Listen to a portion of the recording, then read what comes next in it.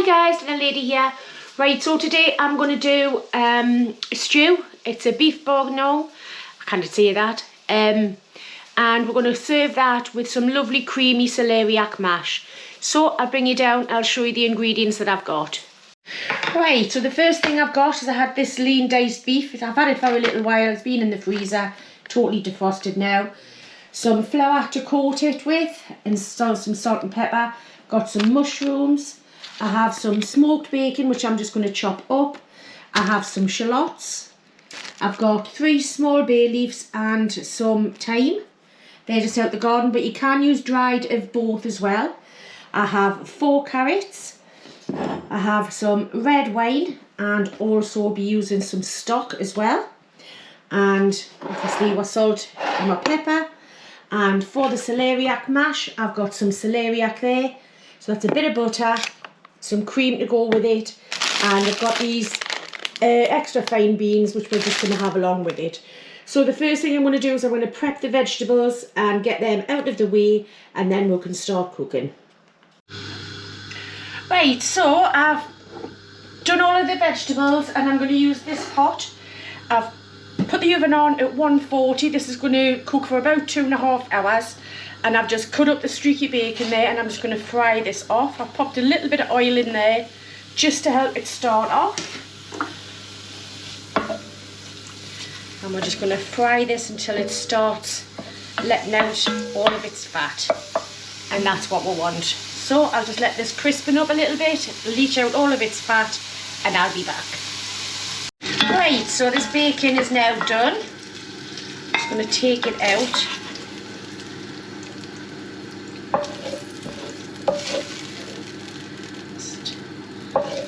I want to leave that lovely bacon juices in the bottom there, because we're now going to fry off the beef. That's if I can get them out.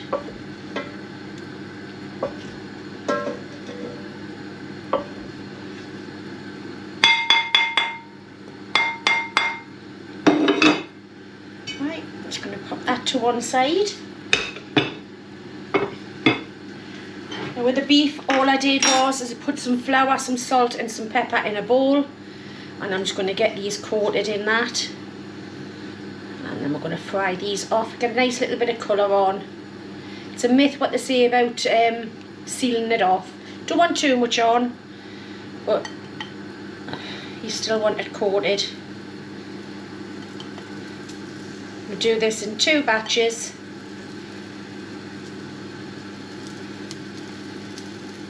Oh, and I also forgot to say in the ingredients, there's tomato puree, which I'm getting out.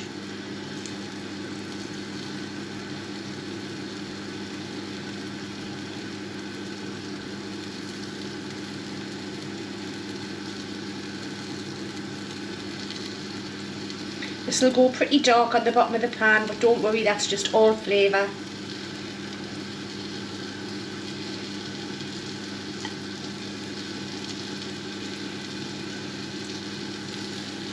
Right, so I'm just going to fry this off and coat the rest. Right, so that's all the meat browned off. So I'm just going to pop that back in, and all the juices. It goes in back in with the bacon.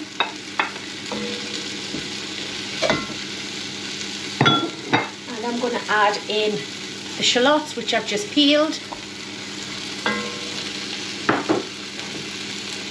And the carrots. And about 2 tablespoons of tomato puree. I'm just going to guess this. See, that's 1, 2.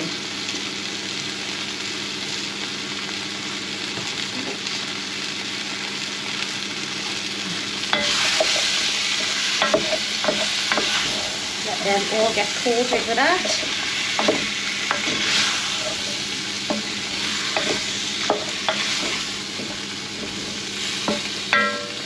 So now it's time to put in the thyme and the bay leaves. Pick the stalks out and the bay leaves afterwards. And I have made up 300 mils of beef stock.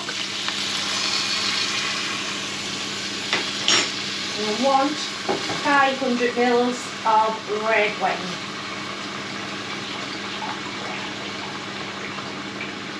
Just about the bottle. Less that, so I'm just going to put it all in. That wasn't a full bottle, by the way. Right. There's a lovely stir. Everything mixed together. I'm going to pop a lid on and that. Oh, I forgot about the mushrooms. And the mushrooms go in.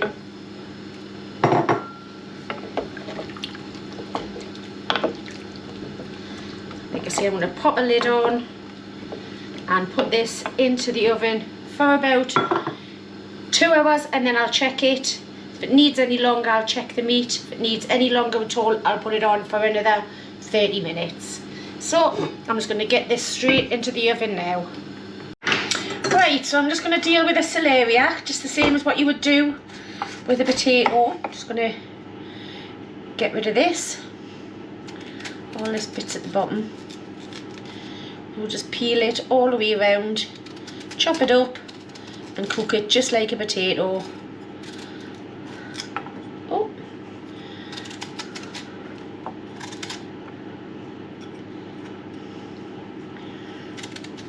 So I'm just going to carry on doing this and then I'll come back to you. Right, so that's all peeled. So I'm just going to chop it up.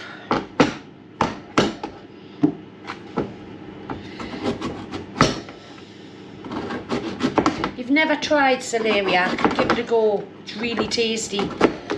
And you can do the same with this as what you can with potatoes. I'm only cutting this on here because it was easier than moving the camera. Yeah, to be honest, I've made roasted celeriac. I've done it as a dauphinoise, as a mash, as fries, all sorts. So we're just going to pop this into a pan and cook it until it's soft. Exactly the same as what you would with a potato. It is a bit more of a, I would say it's the texture of potato, but the taste of a parsnip, or close to the taste of a parsnip, but not as floral, because I'm not that keen on parsnips, but I actually don't mind celeriac. I thought the celeriac was tiny, but to be honest, it's quite a big now. It's actually cut it down. So just boiling water, a bit of salt in the water as you would normally do.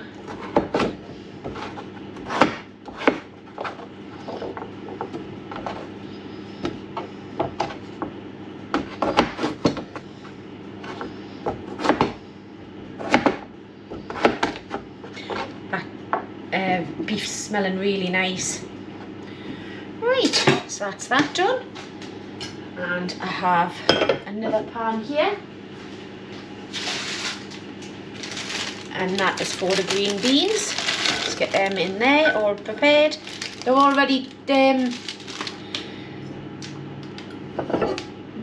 to the stage where you just have to pop them into there. So I'm going to get these cooked. And then once it's all done, I will mash these, and then it just needs heated up once the beef's done.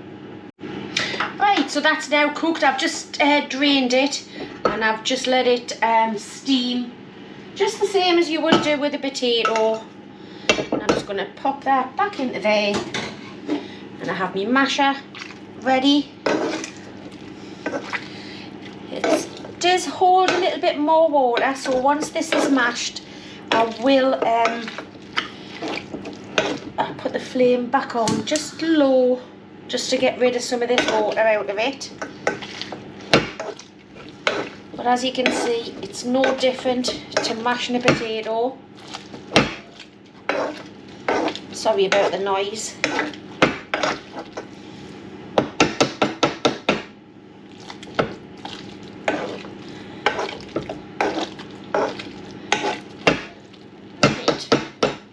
To one aside for a second. I'm going to get some butter in there. Give it just a little bit of richness, as you want with mash anyway.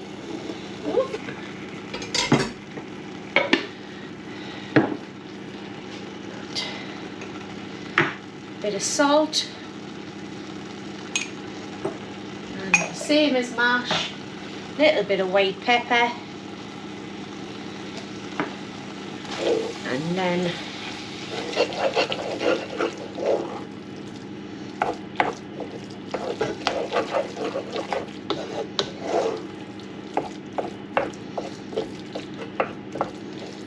and a little splash of cream.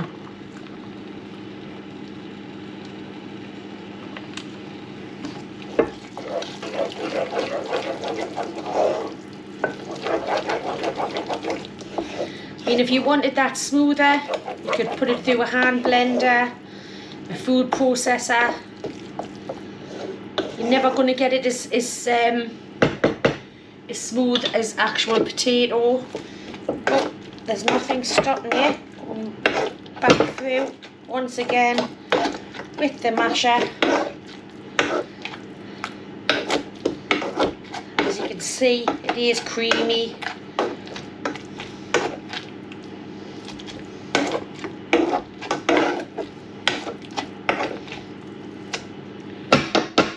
You don't need anything else apart from what you would normally have with potatoes to make that. And all I've done is I've drained off the green beans, put some salt and pepper in, and a little knob of butter, and all of this will be warmed up when the beef's done. Right, that's had 2 hours and 15 minutes, so I think it's time to take out the thyme sprig and the bay leaves, if I can actually find them. I'm just going to get there. And you can see some of the thyme leaves. Look at all of the stalk, sorry, all of the leaves have fell off. But look at that. Oh.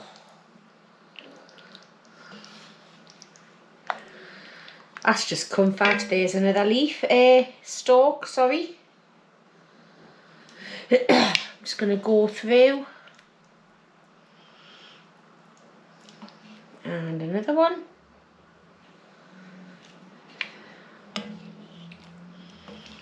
Let's just see if we can find them all. Because there was, oh, there's another stalk. How can I see them tiny stalks but I can't see a bay leaf? I bet you can see them, you're shouting at the screen right now.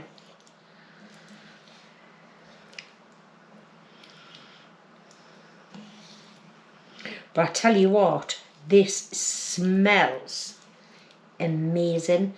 Ian's not home yet, there's another stalk. So I might have to have, oh, did I just see a bay leaf? Aha! There's one. There's 2 more to go. But you know what? If you get a bay leaf, there's another stalk. What was it? Yep. If I get a bay leaf, then hey ho. It's not the worst in the world. There's another stalk. Thought that was a bay leaf. It's not. It's a bit of onion. It's got to be the end of the thyme stalks.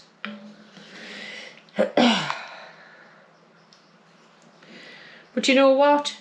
Like I say, I'm not that bothered anyway. I'm just hungry. So I think it's about time I plate it up. I've got the celeriac mash warming back up. I've got the green beans warming up. So the next time you see this will be on a plate. So can I just say, I did see the one on the side there just as I turned that off. So I've got my celeriac mash, got my green beans, and I'm going to get some of this in there. Another stalk.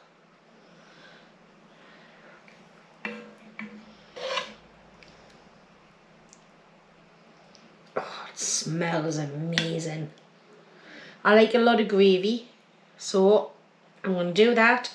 I'm going to move this to one side, and then I think we'll have a taste test because I cannot wait for eating any more. I am starving. Well, I think it's just a spoon is going to be required for this. So let's have a taste test time with Mand. Right, so there it is. My beef bourguignon with celeriac mash and green beans. First thing I want to taste is a bit of beef, just to make sure that it is nicely cooked. Honestly,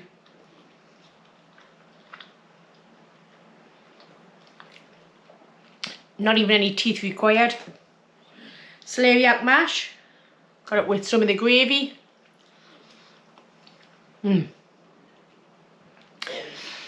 If you're trying to be low carb, I know Ian likes cauliflower mash, but I'm not keen. It's a little bit too strong. Where celeriac, once it's boiled, the smell of it while you're cooking it is very strong, but once it's actually done and mashed, it's neutral. It's like potato. So, and a green bean. Here we go, dip it in the gravy. Ian's not that keen, but I love them. They do have to be cooked properly, to the stage where they're not squeaky, but they're just delicious. Sorry for licking my fingers. So yeah, it's another one pot wonder. You could just have a bowl of that beef bourguignon and just thoroughly enjoy it. Dip it with a bit of crusty bread, you know, ordinary mash. Just enjoy. And to be honest, it takes about 10-15 minutes. Probably look longer on camera because I have to start and stop and start and stop. But then once it's in the oven does all the work for you. And that is absolutely delicious. So thank you very much guys for watching. Thank you for liking, your subscriptions, everything that Ian says all of the time, and I totally appreciate every single one of you. So we'll see you in a couple of days. So have a lovely next couple of days to everybody. I hope everybody's well and happy. So that's the dinner lady. I'm going to go off and finish this on the sofa. We'll see you later guys. Bye.